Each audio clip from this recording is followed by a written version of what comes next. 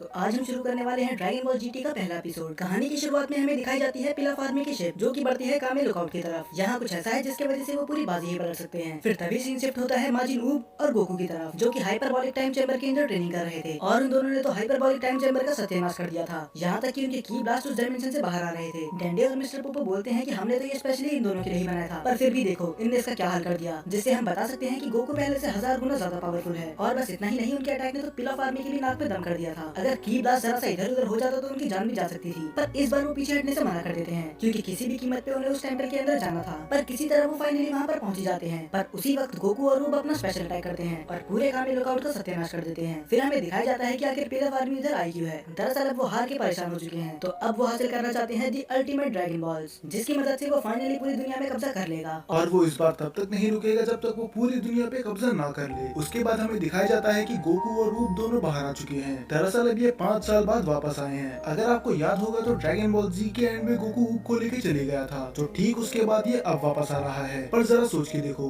कि अगर इन्हें 5 साल हो चुके हैं तो हाइपरबॉलिक टाइम चेम्बर में इन्हें कितना टाइम बीता होगा। ऊब की एज देख के तो लग रहा है कि इसे बस 5 साल ही हुए हैं, पर ये चीज सेंस नहीं बनाती। पर इससे पहले वो कुछ बोल पाते ऊब बेहोश हो जाता है और उसी की थोड़ी देर बाद गोकू भी। और वो भी क्यों ना, इनने अपनी लड़ाई में पूरी जी जान लगा दी थी। फिर इसके बाद सीन शिफ्ट होता है पिलफ आर्मी की तरफ। अगर आप में से कई लोगों को लग रहा होगा कि माई इतनी बुढ़िया क्यों है, तो मैं आपको बता दूं ड्रैगन बॉल सुपर में पिलफ आर्मी ने गलती से ये विश मांग ली थी कि वो बच्चे बन जाएं। और ड्रैगन बॉल जीटी जी के बाद की कहानी है, सुपर के बाद की नहीं। तो जीटी में जो माई की एज है वही रियल एज है और यही रीजन है कि इसमें ये बुढ़िया है। और अब हमें पता चलने वाला था दी अल्टीमेट ड्रैगन बॉल्स के बारे में। पिलफ उसके बारे में बताता है कि ये ड्रैगन बॉल उस नेमलेस नेमिकिन ने बनाई थी जो बाद में स्प्लिट होकर कामी और डीमन किंग पिक्लो बन गया था। और ये ड्रैगन बॉल उसने स्प्लिट होने से पहले बनाई थी, तो ये अर्थ की ड्रैगन बॉल और नेमिक की ड्रैगन बॉल दोनों से ज्यादा पावरफुल है और ये इससे किसी टाइप की भी विश मांग सकते हैं। पर जब बाद में कैमरे का एंगल शिफ्ट होता है तब हमें दिखाया जाता है कि इस ड्रैगन बॉल के नीचे तो कई सारी हड्डियां थी, जो कि एक अच्छा साइन नहीं है। फिर हमें दिखाया जाता है कि ऊब अब अपने घर वापस जाना चाहता है क्योंकि वो 5 साल से अपने घर वालों से दूर है। पर वो वादा करता है कि वो गोकू के पास वापस आएगा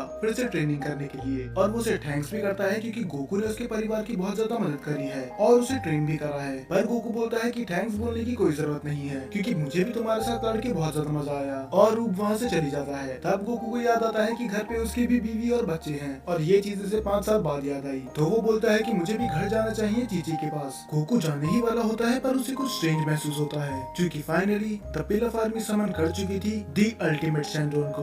उसे तो देखते ही पिलफ आर्मी की हालत खराब हो गई थी और तभी वहाँ पर गोकू भी आ जाता है और वो बोलता है कि तुम लोग यहाँ पर क्या कर रहे हो। पिलफ को तो समझ में नहीं आता कि आखिरकार ये आदमी है कौन। तब माई बताती है कि ये कोई और नहीं सन गोकू है, वही बच्चा जिसने कई सालों पहले हमारी हालत खराब कर दी थी। और तब तो उसके डर के हमारी हालत खराब ही हो गई थी क्योंकि इतनी छोटी उम्र में ही जब इसने इसका इतना बुरा हाल कर दिया था तो अब ये क्या ही करेगा। माई बोलती है कि अब तो ये पहले से भी ज्यादा पावरफुल लग रहा है, पर पिलफ अब पीछे नहीं हट सकता था। वो बोलता है कि हमें इसे रोकना ही होगा और वो तीनों ही अपनी मिसाइल से उस पर अटैक करने लग जाते हैं। पर गोकू उनकी मिसाइल को बिना किसी प्रॉब्लम के ही रोक लेता है और गोकू उनसे बोलता है कि तुम पहले भी किसी काम के नहीं थे और अब भी किसी काम के नहीं हो, तो ये सब ड्रामा बंद करो और घर जाओ। और पिलफ से ये सहा नहीं जाता और वो बोलता है कि बचपन में तुम्हें रोकना कितना आसान था, काश तुम अभी भी वो छोटे बच्चे ही होते, तब हम तुम्हें बताते कि हम क्या कर सकते हैं। और तभी पीछे से अल्टीमेट शैंडोन बोलता है कि तुम्हारी विश पूरी हुई और गोकू बन जाता है एक बच्चा। डेंडे और मिस्टर पोपो के साथ खुद गोकू को समझ में नहीं आता कि उसके साथ हुआ क्या, पर इससे पहले वो कुछ समझ पाते वहाँ से अल्टीमेट शैंडोन चली जाता है और वो सारी ड्रैगन बॉल अलग अलग डायरेक्शन में गायब हो जाती है। और जब ये बात वो किंकाई को बताती है तो उनके पैरों से तो जमीन निकल ही जाती है। वो बोलते हैं कि आखिर तुमने क्यों उस ड्रैगन बॉल का यूज करा, उसको किसी रीजन से ही छुपाया गया था। और वो डरते हुए गोकू से बोलते हैं कि तुम्हें कुछ भी करके उन ड्रैगन बॉल्स को वापस लाना होगा क्योंकि अगर तुमने ऐसा नहीं करा तो कुछ बहुत बुरा हो सकता है। तब गोकू बोलता है कि उसमें कौन सी बड़ी बात है, वो तो मैं कुछ घंटों में ही कर लूंगा। और तब किंकाई उसे बताते हैं कि ये नॉर्मल ड्रैगन बॉल्स नहीं है, ये पूरे यूनिवर्स के कोने में बिखर चुकी है और इसके लिए तुम्हें अलग अलग प्लैनेट्स या फिर गैलेक्सी तक पार करनी पड़ेगी। फिर गोकू बोलता है अच्छा ऐसा है, खैर छोड़ो मैं तो पहले घर जाता हूँ, जैसे मानो उसे कोई परवाह ही नहीं है। और वो वहाँ से उड़ के चली जाता है और वहीं कुछ दूर कुछ गैंग बैंक लूट रही थी जिनके वजह से पूरा रास्ता ब्लॉक था और मास्टर ऋषि तो लड़के छेड़ने में बिजी थे। पर फिर हमें दिखाया जाता है पैन को जो कि अपनी क्लास के लड़के के साथ घूमने आई थी। वो लड़का पैन की बहुत ज्यादा तारीफ करता है कि तुम कितनी ज्यादा क्यूट और जेंटल हो, जैसा एक लड़की को होना चाहिए। और हम देख के बता सकते हैं कि पैन भी उस लड़के को पसंद करती है। और तभी वो बोलती है कि कैसा रहेगा अगर हम मूवी देखने जाएं, और वो दोनों ही मान जाते हैं। और दूसरी तरफ वो गुंडे एक बच्ची को बंदी बना लेते हैं ताकि पुलिस उन्हें कुछ न कर पाए। तब पैन और उसका दोस्त मूवी देखने जा ही रहे होते हैं, पर पुलिस वाला उन्हें रोक लेता है और वो बोलता है कि यहाँ से दूर रहो, यहाँ पर एक रॉबरी हो रही है। ये सुन के पैन को बिल्कुल अच्छा नहीं लगता क्योंकि उसकी पूरी डेट ही खराब हो गई और वो बच्ची जिसे बंदी बना रखा था वो मदद के लिए चिल्लाती है, पर मास्टर रोशी को लड़की छेड़ने से और गोकू को खाना खाने से फुर्सत थी ही कहाँ। तो फाइनली मैटर अपने हाथ में लेना पड़ता है पैन को। तभी पैन पुलिस कार के ऊपर खड़े होकर बोलती है कि मेरी बात ध्यान से सुनो कि तुमने मेरी डेट पहले से खराब कर दी है, तो इससे पहले मेरा मूड भी खराब हो जाए उस लड़की को छोड़ दो। वो रोबर उसका मजाक उड़ाने वाला ही होता है, पर तभी पैन सायरन पे एक लात मारती है और वो सीधा जाके लगता है उसके मुंह पे और वो इतने में ही ढेर हो जाता है। और इससे पहले वो लोग कुछ कर पाते तभी गोकू भी बीच में आ जाता है और वो बोलता है किसी को ऐसे हॉस्टेज बनाना कोई अच्छी बात नहीं है और वो उन लोगों को अप्रोच करता है। तभी वो सब बोलते हैं कि आखिर ये बच्चे आ कहाँ से रहे हैं, इनके माता पिता कितने लापरवाह हैं कि इन्हें ऐसे ही छोड़ दिया। तभी वो रोबर बोलता है कि तुम बच्चे हो तभी मैं तुम्हें माफ कर रहा हूँ, घर जाओ अपनी मम्मी के पास। फिर गोकू बोलता है कि मम्मी के पास तो नहीं पर मैं चीची के पास जाने ही वाला था, पर अब मुझे तुम्हें रोकना होगा।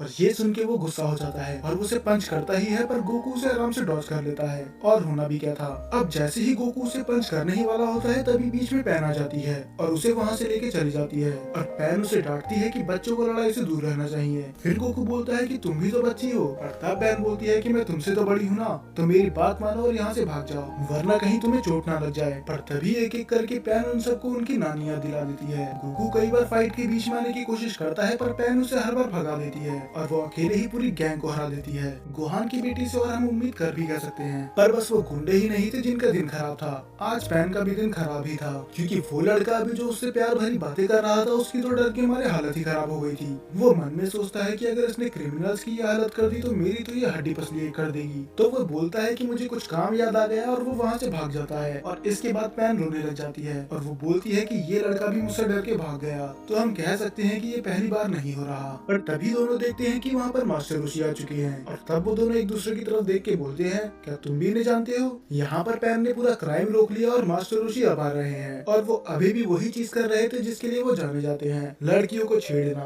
और पैन देख के ये बहुत ज्यादा एम्बेरस हो जाती है। वो बोलती है कि आप थोड़ी देर तक नॉर्मल बिहेव नहीं कर सकते। तब मास्टर रोशी बोलते हैं कि आप मैं इस उम्र में मजे भी नहीं कर सकता। फिर गोकू बोलता है कि आप बिल्कुल भी नहीं बदले। और तब मास्टर रोशी को रियलाइज होता है कि ये तो कुछ जाना पहचाना है और उन्हें ज्यादा टाइम नहीं लगता ये पता लगाने में कि ये तो गोकू की है। और वो बहुत ज्यादा खुश हो जाते हैं गोकू को बच्चे के रूप में देख के, क्योंकि जब गोकू पहली बार उनसे मिला था तब वो इतना ही छोटा था और उन्हें पूरा यकीन हो जाता है कि ये गोकू ही है। पर ये सुन के पैन को यकीन नहीं होता, उसे यकीन नहीं होता कि ये छोटा बच्चा मेरा ग्रैंडपा है। वो तो मानने के लिए तैयार ही नहीं थी। तब पैन बीच में कूद के बोलती है कि रुको, क्या तुम ही हो मेरे ग्रैंडपा गोकू। तब गोकू बोलता है ग्रैंडपा, वेट तो तुम क्या मेरी पोती पैन हो। तब मास्टर रोशी बोलते हैं कि तुम दोनों इतनी देर से साथ घूम रहे थे और तुम्हें पता ही नहीं चला कि तुम दोनों कौन हो। और इसमें हम इन दोनों को भी दोष नहीं दे सकते क्योंकि जब ये दोनों अलग हुए थे तब पैन बस 5 साल की थी, तो उसे उतने अच्छे से याद भी नहीं है कि बड़ा वाला गोकू कैसे दिखता है, तो छोटे वाली की तो बात भूल ही जाओ। अब ये सब घर चले जाते हैं और पैन को तो अभी भी यकीन नहीं आ रहा था कि उनके ग्रैंडपा उनसे भी छोटे हैं। और चीची उसका तो रो रो के बुरा हाल था क्योंकि गोकू 5 साल बाद घर आया है और बच्चा बन के। वो बोलती है कि तुम सेयंस की एज तो वैसे ही इतनी धीरे बढ़ती थी और अब तुम बच्चे बन गए, कभी कभी तो मुझे लगता है कि तुम मुझे बस परेशान कर रहे हो। तब गोहान बोलता है तो क्या आप वो ड्रैगन बॉल ढूंढने जा रहे हो। फिर गोकू बोलता है कि कुछ कह नहीं सकते, वैसे भी अगर हमने उसे नहीं ढूंढा तो क्या ही हो जाएगा। पर तभी उन्हें आवाज सुनाई देती है किंग काय की। वो बोलते हैं कि ऐसा सोचना भी मत, तुम्हें वो ड्रैगन बॉल ढूंढनी ही होगी क्योंकि वो ड्रैगन बॉल 1 साल के अंदर अगर अर्थ पे वापस नहीं आई तो पूरा का पूरा अर्थ तबाह हो जाएगा। तो आखिर गोकू क्या करेगा, क्या वो सच में 1 साल के अंदर उन सभी ड्रैगन बॉल्स को ढूंढ पाएगा या फिर अर्थ पूरी तरह से मिट्टी में मिल जाएगी। इसका जवाब मिलेगा आपको अगले एपिसोड।